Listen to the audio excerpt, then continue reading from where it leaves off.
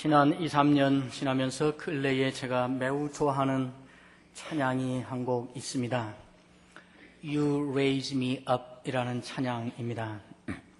이 찬양은 그 맨 끝소절을 이렇게 끝나고 있습니다. You raise me up to more than I can be. 주님, 당신은 나를 일으켜 세워 나보다 더 큰 내가 되게 하십니다 하는 고백입니다. 우리를 일으켜 세워서 우리보다 더 큰 우리가 되게 하시는 분을 우리가 우리의 주님이라 부르며 산다는 것은 매우 놀라운 축복입니다. 우리 주변에 어떤 사람들은 태어날 때부터 매우 좋은 분위기에서 매우 좋은 환경과 부모 밑에서 잘 태어나서 양질의 교육을 받으면서 또 그에 걸맞는 좋은 사람들을 만나면서 그룹을 이루고 또 평생을 순탄하고 평탄하게 잘 사는 사람들이 있습니다. 이런 사람들을 가리켜 우리는 복을 많이 가지고 태어난 사람이구만 그렇게 이야기하지요.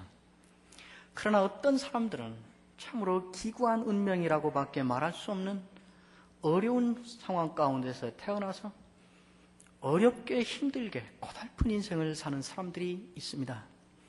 그런가 하면 잘 나가다 어느 세월에 갑자기 인생이 곤두박질을 쳐서 깊은 시름과 고통과 고난 가운데서 사는 사람들이 있습니다. 그런데도 그런 인생을 포기하지 않고 그러한 인생을, 그런 환경을 바꾸어가며 변화시켜가며 그 안에서 의미를 찾고 그 안에서 행복을 누리며 그 인생에 가치를 부여하며 그렇게 바꾸어가며 사는 사람들이 있습니다. 이런 사람들을 가리켜 우리는 복을 많이 가지고 태어났다고 말하지 않습니다. 자기의 인생을 이렇게 변화시켜가며 사는 이러한 사람들을 가리켜 우리는 위대한 인생을 사는 사람이라고 말합니다.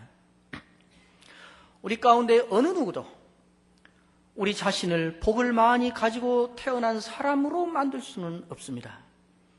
우리는 그냥 그렇게 태어날 뿐이고 우리는 그냥 살다가 그런 상황에 던져져 버린 것 뿐입니다. 그러나 우리 모두가 우리의 인생을 바꿔가며 변화시켜가며 그 안에서 의미를 새롭게 찾으며 가치를 새롭게 부여하며 사는 위대한 인생을 사는 사람이 될 가능성은 우리 모두에게 있습니다. 오늘 우리가 읽은 이 말씀은 이 위대한 인생을 산 한 사람의 이야기입니다. 이미 여러분들께서 책도 많이 읽으셨을 것이고 노래도 많이 불렀을 것이고 이것저것 해서 이야기도 많이 들으셨을 야베스라고 하는 사람입니다. 오늘 이 본문은 이 야베스라고 하는 사람을 매우 특이한 방식으로 우리에게 제시하고 있습니다. 역대상 4장 9절과 10절이 야베스의 이야기인데 사실은 3장 1절부터 다윗이 헤브론에서 낳은 그의 아들들은 이러하니라 하는 말로 시작해서 다윗 이후에 계속 데려오고 있는 수백 명의 이름을 제시하면서 기록해오고 있는 족보의 한 대목입니다. 3장 1절부터 시작해서 계속해서 족보 얘기였습니다. 누구의 아들은 누구고 누구의 아들은 누구고 누구의 아들들은 누구와 누구와 누구고 그러다가 좀 짜증이 나고 실증이 나겠다 싶으면 누구의 아비는 누구고 누구의 아비는 누구고 누구의 아비는 누구고 방향만 바꾸어서 말하는 것뿐이지 계속 족보의 이야기였습니다. 그런데 4장 9절에 와서 야베스에 대해 와서는 갑자기 기록체가 바꿔지고 있습니다. 야베스라고 하는 한 사람의 출생 내력부터 시작해서 그의 일생을 다루는 전기체의 기록으로 갑자기 바꿔지고 있는 것입니다. 9절과 10절 2절이면 앞에서 해온 방식대로 하면 7명이나 8명의 이름을 거기에 제시하면서 족보를 진행할 수 있을 텐데 이 긴 내용을 한 사람의 이야기로 채우고 있습니다. 그리고 야베스의 얘기가 끝나면 11절부터는 다시 아무 일도 없었다는 듯이 다시 누구의 아들은 누구고 누구의 아들은 누구고 그러다가 한참 가다가 변화를 주기 위해서 누구의 아비는 누구고 누구 믿기지 않으시면 다른 페이지 넘기실 필요도 없이 그냥 위로 아래로만 눈만 옮기셔도 금방 확인할 수 있습니다. 왜 이럴까? 그리고 11절부터 나머지 4장, 9장, 5장, 6장, 7장, 8장에 이르기까지 긴 내용을 전부 족보체로 기록하고 있습니다. 왜 야베스에 와서 이렇게 갑자기 전기체의 기록으로 바꿔지고 다시 원점으로 돌아가고 이런 변화가 일어나고 있을까? 알 수 없습니다. 본문이 말하고 있지 않으니 알 수 없으나 그러나 짐작은 해볼 수 있습니다. 저는 생각하기를 아마 성령님께서 다윗 이래에 그 긴 가문의 족보를 기록하게 하시면서 야베스 대에 와서는 성령께서 갑자기 야베스는 아버지가 누구고 아들이 누군가만을 밝혀서는 안 되는 사람이지. 이 사람은 그가 하나님과 어떤 관계를 맺고 어떤 인생을 살았는가 하는 것을 밝혀줘야 되는 사람이지 하고 마음을 바꾸신 것이 분명해 보입니다. 아마 제 짐작이 틀림없이 맞을 것입니다. 다른 말로 말하면 오늘 이 본문은 우리에게 이러한 방식으로 이 야베스에 대하여 관심을 집중해 줄 것을 요구하고 있다고 말할 수 있습니다. 그리고 첫 마디에 야베스 이야기를 시작하는 첫 마디를 이렇게 시작합니다. 9절에 야베스는 그의 형제보다 귀중한 사람이다. 그러나 이것은 야베스의 출생을 두고 하는 말이 아닙니다. 야베스의 일생 전체를 놓고 뒤에서 돌아보면서 내리는 마지막 결론입니다. 이 결론을 중요하니까 맨 첫 마디에 놓고 이야기를 한 것뿐이지요. 그리고는 곧 이어서 바로 야베스의 출생 시점으로 돌아가서 야베스의 출생 때부터 시작하여 이 사람의 이야기를 하기 시작합니다. 그래서 하는 말이 야베스는 그의 형제보다 귀중한 자라. 그의 어머니가 이름하여 이르되 야베스라 하였다. 어떻게 이 사람은 야베스라는 이름을 갖게 되는가? 야베스라는 이름을 어떻게 누가 붙여졌는가 하는 그 출생 시점으로 돌아가서 이야기를 하면서 어머니가 야베스라고 붙여서 그 이름이 생겼다. 이렇게 말하는 것이지요. 그리고 곧 이어서 왜 어머니는 이 아들을 낳아놓고 이름을 야베스라고 해야 되는가? 어머니가 이 아들을 놓고 야베스라고 이름을 붙인 데에는 이 어머니가 이 아들을 생각하면 이 아들을 바라보고 있으면 절대로 잊을 수 없는 큰 사건이 있었다는 것입니다. 사연이 있었다는 것입니다. 그 사연을 잊을 수 없어서 출생에 얽힌 그 사건을 잊을 수 없어서 그 사건의 반영으로 이름을 이렇게 지었다고 또 말하고 있습니다. 그것이 무엇인가?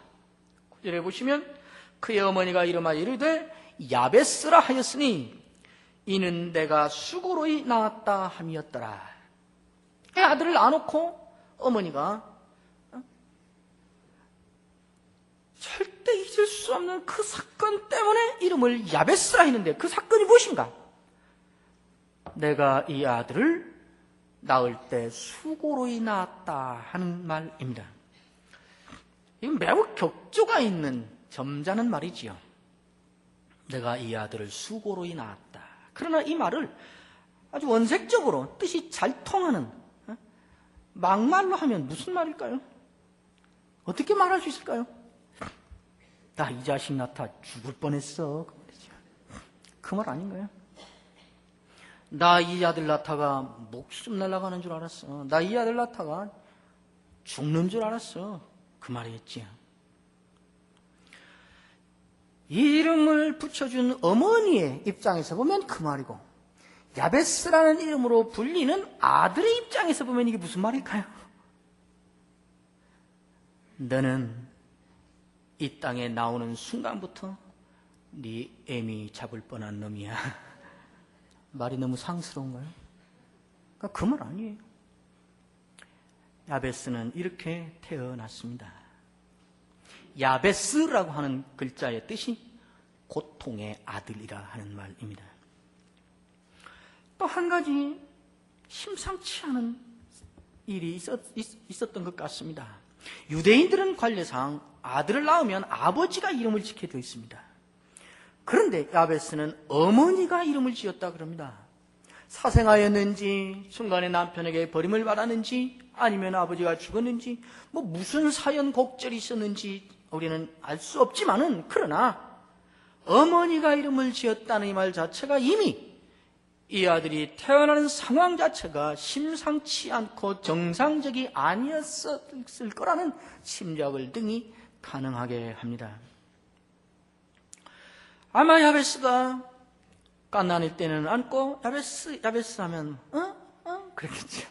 야베스 부르면 빵긋빵긋 웃고 그랬겠지요. 4살이 되고 5살이 되고 6살이 되면서 말의 의미를 이해하기 시작하고 말귀를 깨닫기 시작하면서 야베스라는 말의 의미가 무엇이고 왜 나에게는 그 지독한 의미의 말이 이름으로 불려지게 됐고 엄마는 왜 나를 그 이름으로 불러서 내 존재를 그렇게 인식되게 하셨을까 하는 말귀를 알아듣기 시작하면서 이 야베스, 이 아들은 어땠을까요? 마음이 어땠을까요?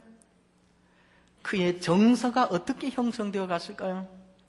그의 자기의식과 자아상이 어떻게 이루어져 갔을까요? 한없는 죄책감과 나는 차라리 이 땅에 나오지 않았어야 하는데 나 때문에 내가 나오기 때문에 엄마가 그 고생을 해서 내가 이름을 가졌고 자기 존재 자체에 대한 거부감과 자존감의 상실과 이 아들이 자라면서 누가 2 곱하기 3은 얼마지? 선생님은 저요 하고 손들고 나설 수 있었을까요? 언젠가 나도 공부 열심히 해서 이 고등학교 가고 이 대학교 가서 이거 전공해서 이런 직장 가서 이렇게 살 거야 하고 자기 인생의 플랜을 자신 있게 세워볼 수 있었을까요?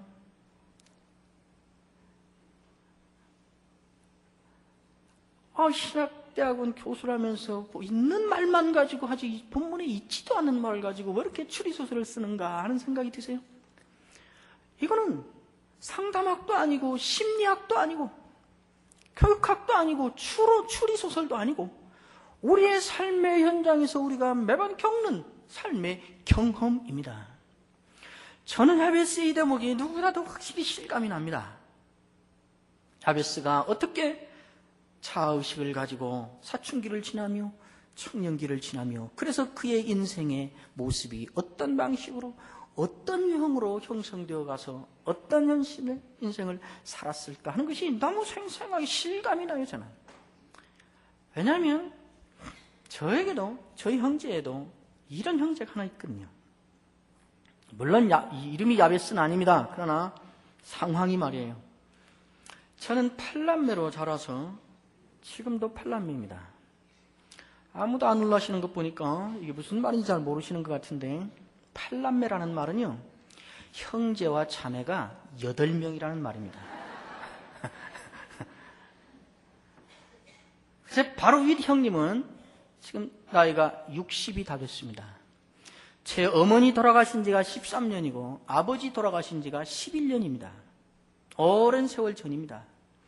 그런데 제 형님은 60이 다 돼서 지금 외국 이민 가서 사시는데 60이 다 되셨는데도 때때로 부모님 이야기 나오면 부모에 대한 자식의 도리나 이런 이야기들이 나오면 그렇게 죄스러워합니다. 그 부모님께 죄송해하고 죄책감을 가지고 미안해하고 그래요. 지금도. 왜냐하면 우리 이 형님은 아기 때부터 병치레를 지독해서 부모님을 무지 속삭였거든요. 자기는 천하의 불효자로 알고 있어요. 아기 때 들쳐업고 밤중에 병원, 의원 가서 문 두드리는 것이 한두 번이 아니고 시도 때도 없이 가서 약국 그 셔터 두드려서 약 사온 적이 한두 번이 아니고 군대 계실 때도 제가 대학 때인데 부산에서 근무를 했는데 제 아버님이 형님 또 아프다고 약을 지어서 부산을 가지고 오르락내리락 하는 것이 한두 번이 아니었습니다. 언제는 제 어머니가 저에게 그렇게 말씀하세요. 야, 한 번은 아기가 죽었더라. 그래서 담요로 싸서 운목에 밀어놨다. 그랬더니 얼마 지나고 보니까 야, 아기가 또 살아났어요. 그랬습니다. 그러니까 형님은 잘하면서 그걸 알고 부모에 대한 하나님은 죄책감을 갖고 지금도 사는 거예요. 그러니까 저는 야베스가 말귀를 알아들으면서부터 자기 이 이름에 출생 내력에 걸친 이러한 상황을 이해하고 깨달으면서 어떻게 자랐을까 하는 것이 너무 실감이 나는 거예요. 틀림없이 자존감이 망가진 채로 그늘진 그러한 자아 형성으로 자신감 없이 그냥 팔자려니 운명이려니 그렇게 살아가지 않았을까. 그런데 몇 살 때인지는 알 수 없지만은 무엇이 계기가 되어 있는지 알 수 없지만은 어디에서였는지는 알 수 없지만은 이 사람 야베스가 인생의 어느 길목에서 중요한 결단을 하기 시작합니다. 내가 이대로 내 인생을 살다 말 수는 없지 않은가. 내가 내 인생을 끝까지 그냥 이렇게 살다가 끝낼 수는 없다 하는 결심을 한 것 같습니다. 그리고 자기의 운명을, 자기의 인생을 뒤집어 바꿀 그러한 꿈을 갖기로 결심을 합니다. 그 두 가지의 꿈을 갖습니다. 오늘 9절에 10절에 보시면 그 야베스가 품은 두 가지 꿈이 거기에 있습니다. 야베스가 이스라엘 하나님께 하루에 가르되 주께서 내게 복을 주시려거든 나의 지역을 넓히시고 나의 지경을 넓히시고, 여기 나의 지역 혹은 지경이라는 말은 물론 자기 영역이지요. 글자 그대로. 요즘 말로 바꿔 말하면 나도 사업을 점점 넓혀가고 나도 나의 가게를 점점 더 확장해 가고 뭐 이런 거지요. 이 지역이라고 하는 말은 또 상징적인 의미를 그 안에 가지고 있습니다. 영향력이라는 말입니다.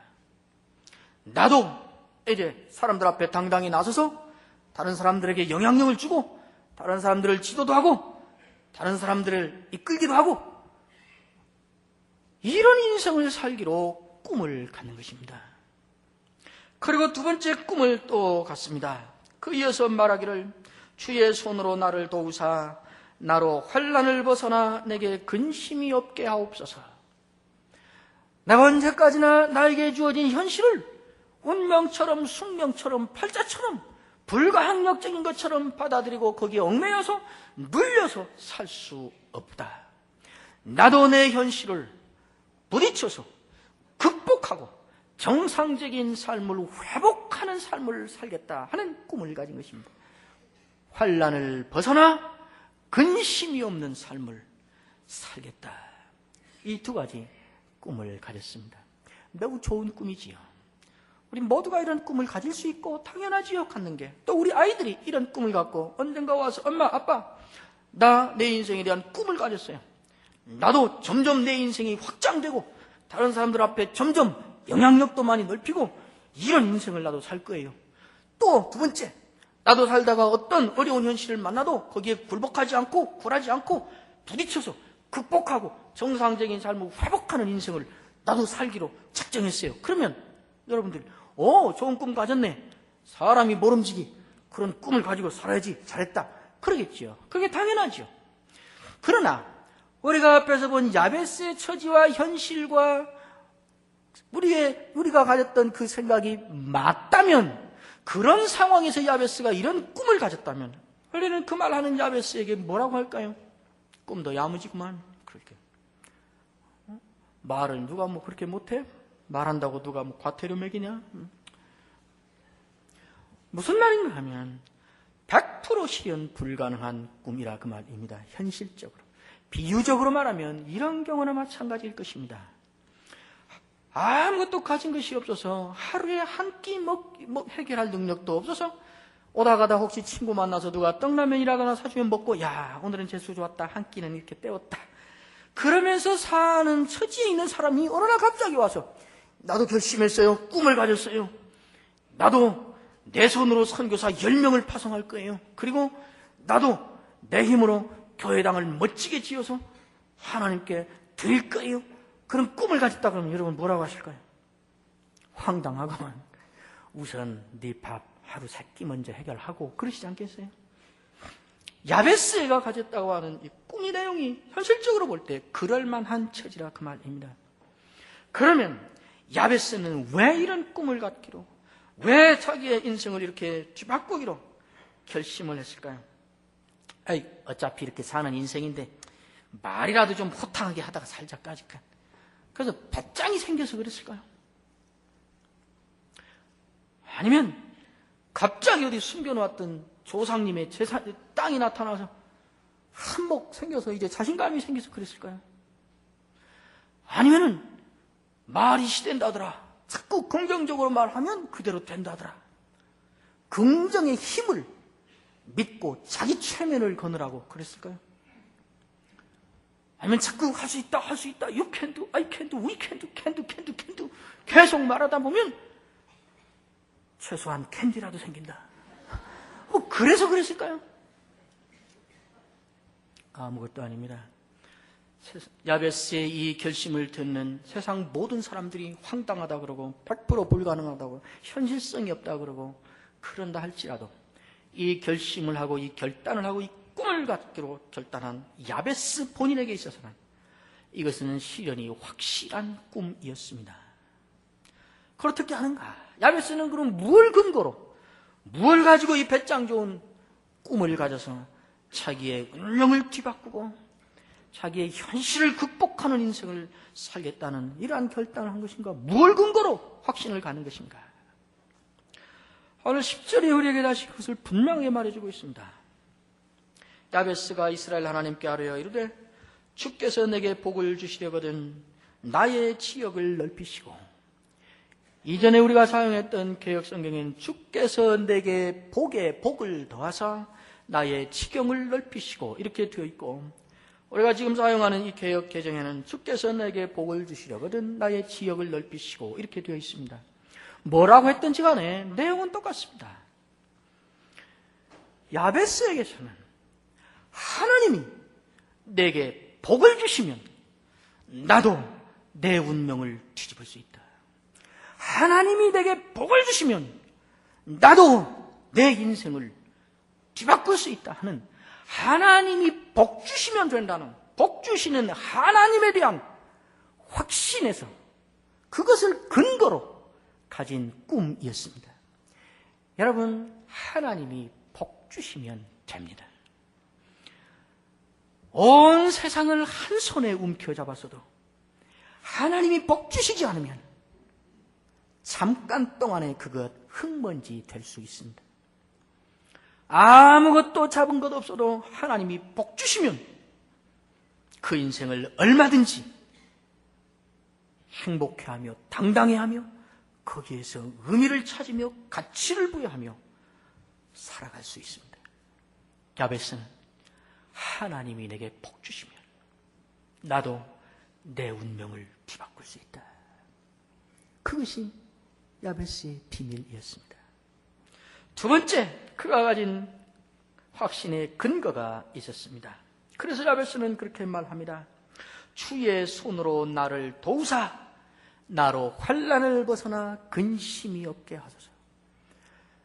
주께서 그의 손으로 나를 도우시면, 하나님이 나를 도우시면 내 현실이 아무리 어렵고 아무리 막다른 골목이고 아무리 불가항력적이고 아무리 운명적이라 할지라도 이 현실을 극복할 수 있다.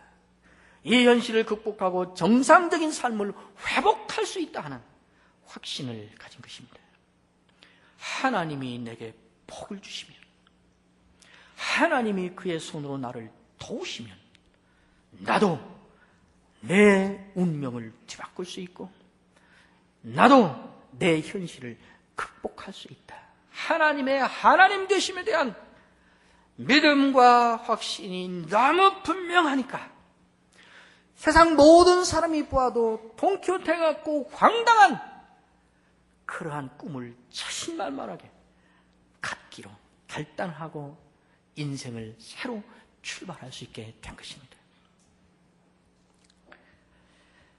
이런 확신을 가진 이 사람이 두 번째 결단을 합니다. 하나님이 복 주시면, 하나님이 도우시면 나도 인생을 새롭게 할 수 있다 하는 확실한 확신을 가진 사람이라면 당연히 그 다음에 뭘 할까요? 이 하나님께 나아가서 이 문제를 가지고 그 하나님과 결판을 내기로 결단하지 않겠어요? 예를 들어서 말이에요. 제가 사업을 하는데, 저는 사업을 한 적은 없고 이런 일이 있었던 적도 없지만은, 그러나 예를 들어서 말이에요. 제 사업을 하는데 부도의 위기를 만났습니다.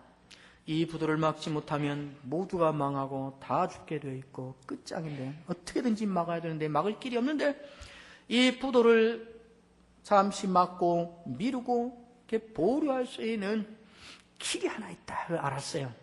뭔가 하면 청와대 비서실에 있는 누군가가 말 한마디만 거들어주면 일단은 여기는 넘길 수 있다는 걸 알았어요. 그런데 내 삼촌의 딸의 시어머니의 친구의 남편이 청와대 비서실에 있다는 걸 알았어요. 그 이 사람은 어떻게 할까요? 삼촌의 딸의 시어머니 친구의 남편을 어떻게든지 만나려 하는 일에 모든 걸 걸겠지요. 그렇지 않겠습니까? 하나님이 복 주시면 인생을 뒤집을 수 있다. 하나님이 도와주시면 이 현실을 극복할 수 있다 하는 확신이 그렇게 분명한 사람이라면 당연히 무엇에 목숨을 걸까요? 무엇에 자기 인생을 걸까요? 이 하나님께 나아가서 이 문제를 내려놓고 매달리고 강구하는 일에 모든 걸 걸지 않겠어요? 10절에 있는 야베스가 이스라엘 하나님께 아뢰었다 하는 이 첫마디의 말씀은 이런 기가 막힌 사연을 뒤에 두고 있는 기가 막힌 말입니다. 영어의 어떤 성경은 이 대목을 번역하기를 야베스가 하나님께 울부짖었다 이렇게 이 대목을 번역했습니다. 야베스가 얼마 동안 기도했는지, 100일 동안 했는지, 한 달 했는지, 30일 작정 기도를 했는지, 5주 연속 기도를 했는지 알 수 없어요. 야베스가 걸어가면서 했는지, 뛰면서 했는지, 엎어져서 했는지, 대굴대굴 뒹굴면서 했는지, 소리를 지르면서 했는지, 서서 했는지, 앉아서 했는지, 어떻게 했는지 알 수 없습니다. 그러나 야베스의 기도가 어떤 기도였을까 하는 두 가지는 매우 확실하다고 저는 생각합니다. 첫째, 야베스는 오늘 밤에 그 기도했더니 다음날 그 일이 이루어진 것이 아닌 것은 분명합니다. 이런 믿음과 이런 확신과 이런 담대함을 가지고 이런 신앙을 가지고 하나님께 나아가서 매달리고 맡기고 부르짖지만은 그러나 어느 곳에서도 아무런 응답의 징조도 없고 일의 변화의 실마리도 풀리지 않는, 그러나 하나님에 대한 믿음 때문에 여전히 묵묵히 그 길을 가고 있는 인내의 시절이 이 사람에게 분명히 있었다 이 말입니다. 두 번째, 야베스는 그냥 오다 가다 생각나면 한 번씩 이 문제를 하나님께 내놓고 간구하지 않은 것이 분명합니다. 절박한 심정으로 자기 인생의 모든 것을 걸듯이 매달리며 올인하는 기도를 한 것이 분명합니다. 그렇지 않겠어요? 우리는 때때로 기도를 너무 아직도 여유가 많은 사람의 여유작작함으로, 아직도 덜 급한 사람의 사치스러운 그런 기도를 할 때가 자주 있구나 하는 생각을 저는 가끔 하게 됩니다. 특별히 7, 8년 전에 제가 그런 기도를 하고 있구나 하는 것을 뼈저리게 확인한 계기가 있었습니다. 제가 신학교 1학년 6월 6일 현충일인데 제 큰형님한테서 갑자기 전화가 왔습니다. 야, 어머니가 오늘 아침에 갑자기 쓰러지셔서 지금 병원 입원실 응급실에 있다. 병원으로 와라. 그래서 달려갔더니 저 아버님하고 큰형님이 어머니 옆에 계시고 어머니 이미 무식이고 의사 선생님께서 말씀하기를 이미 뇌에 피가 많이 고여 있어서 24시간 안에 수술하지 않으면 죽습니다. 그러니 어떻게 할 건지 빨리 결정을 해서 알려주십시오 하고 가버렸어요. 그 제가 그 병원 1층에 조그만 칸에 빨간 카페트 깔아놓고 어두운 조명해놓은 기도실이 하나 있었습니다. 그래서 그리 내려갔지요. 장로 아버님을 비롯해서 주위의 모든 사람이 극렬하게 반대를 물리치고 열혈투사의 정신으로 신학교에 입학한 지 3개월도 채 안 됐는데 아직도 살아있지 않겠어요? 그 기운이. 기도실에 내려가서 기도했습니다. 기도 끝나고 기도실 눈물 콧물 범벅이 돼서 기도를 마치고 기도실 나오면서 문을 닫으면서 시계를 보니까 30분을 기도했더라고요. 문을 닫으면서 내가 30분 동안 뭘 기도했지 하고 생각이 문득 떠오르는데 그 순간 저는 뒤통수에 벼락을 맞은 것 같았습니다.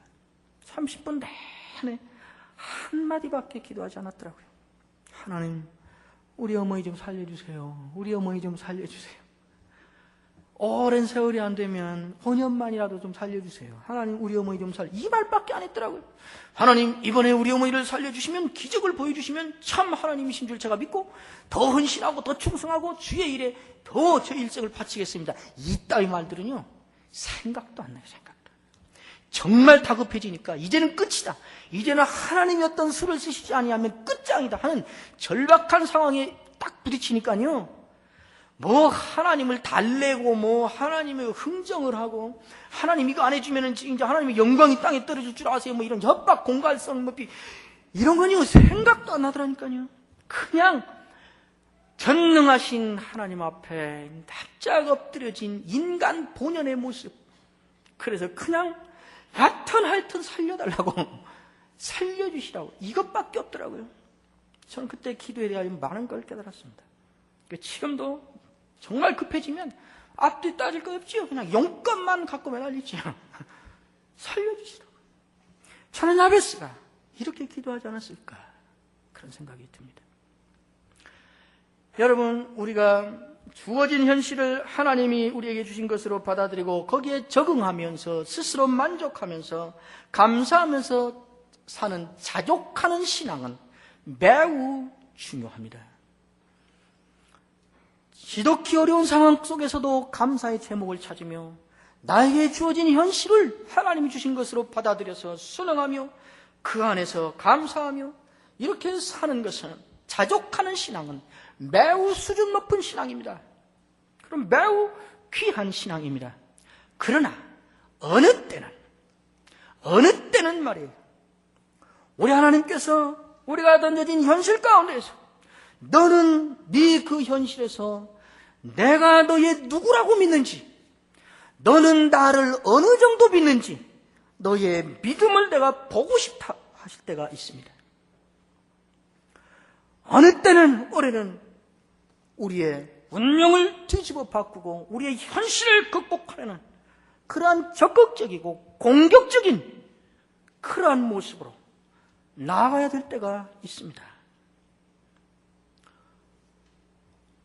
우리의 배짱이 좋아서가 아니라, 어디에 믿는 바가 있어서가 아니라 하나님의 하나님 되심을 믿기 때문에 그렇게 나가야 될 때가 있습니다. 하나님, 저는 몸도 약하고 배운 것도 없고 재산도 없고 그러나 하나님의 일을 하고 싶은 열성은 있으니 내가 감당할 수 있는 하나님의 일을 저에게 맡겨주십시오. 대단히 훌륭한 기도입니다. 그러나 어느 때는 하나님, 나에 맞는 하나님의 일이 아니라 하나님의 일에 맞는 그릇이 되게 해주십시오. 우리 아이에게 맞는, 그 아이가 감당할 만한 주의 일을 주십시오가 아니라 우리 아이를 하나님이 이 시대에 진행하려 하시는 위대한 하나님의 일에 맞는 그릇으로 우리 아이를 만들어 주십시오. 우리 교회가 감당할 만한 이 시대의 일이 아니라 하나님이 이 시대에 하시고자 하시는 위대한 하나님의 일을 감당할 만한 그릇인 교회가 되게 해주십시오 하고 기도해야 될 때가 있습니다. 신앙이라고 하는 것은, 신앙생활이라고 하는 것은, 그렇기 때문에 우리의 현실이, 우리의 생활이 언제나 바람 한 점 없이 찬잔하고 고요하고 평화로운 찬잔한 호수처럼 평화로워야 된다는 것을 의미하지 않습니다. 우리의 삶이, 현실이, 우리의 인생이 천둥번개와 벼락이 몰아쳐도 아무 끄떡없이 안전한 동굴 속의 안전함과 같은 그런 안전함을 보장해야 된다는 것을 의미하지 않습니다. 신앙이라고 하는 것은, 신앙생활이라고 하는 것은 하나님의 하나님 되심이 너무 분명하기 때문에, 하나님이 어떤 분이신가, 하나님이 나를 어떻게 사랑하시는가, 하나님이 나에게 어떤 관심을 갖고 있는가 하는 것이 너무 분명하기 때문에, 너무 실감이 나기 때문에 잔잔한 호수를 떨치고 나가서 안전한 동굴을 깨치고 나가서 하늘 끝까지 올라가 보고 싶고 땅 끝까지 달려나가 보고 싶은 모험을 가르쳐서 신앙이라고 하는 것입니다. 우리의 배짱 때문도 아니고 우리가 갖추어진 어떤 조건 때문도 아니고 하나님의 하나님 되심 때문에 그렇게 나아가고 싶어지는 것입니다.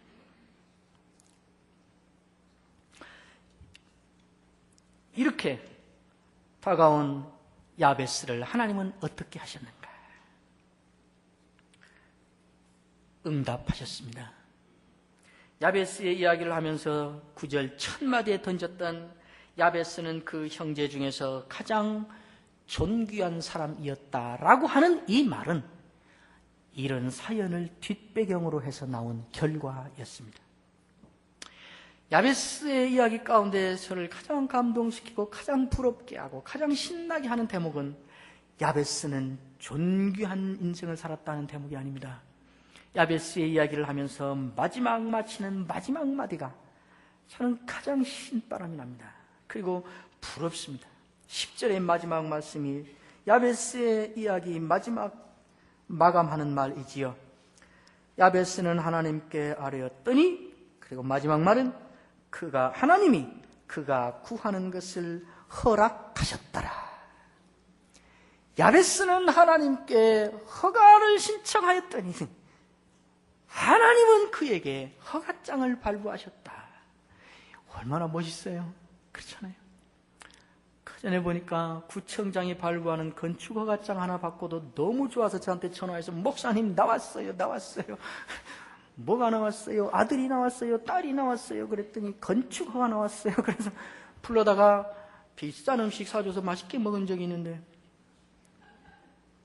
만군의 주요 만왕의 왕이시요 크고 광대하신 하나님, 하늘과 땅과 그 가운데 만물을 지으신 하나님, 모든 열방 모든 민족이 그의 이름 앞에 무릎을 꿇어야 하리라 하셨던 그 하나님이 아브라함의 말처럼 티끌과 같은 내가, 이사야의 말처럼 지렁이와 같은 내가 허가를 신청했더니 허가장을 발부하시는 이런 인생을 산다는 것은 얼마나 멋있습니까?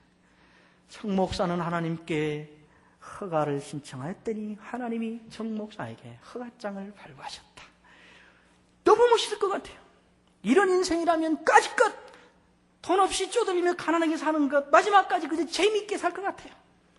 이런 인생이라면 까짓것 병들어서 한쪽 못 쓰면서 힘들게 살지라도 행복해하며 재미있게 얼마든지 인생 살 수 있을 것 같아요. 운명은 뒤바꿀 수 있습니다. 우리의 현실을 극복할 수 있습니다. 우리의 고집으로가 아니라, 우리의 배짱으로가 아니라, 나를 돕는 인맥으로가 아니라, 어느 날 갑자기 움켜잡은 재산의 힘으로가 아니라, 긍정의 힘으로가 아니라, 복을 주시는 하나님에 의해서, 도와주시는 주님에 의해서 우리의 인생을 바꿀 수 있습니다. 우리의 절망적인 현실들을 극복할 수 있습니다.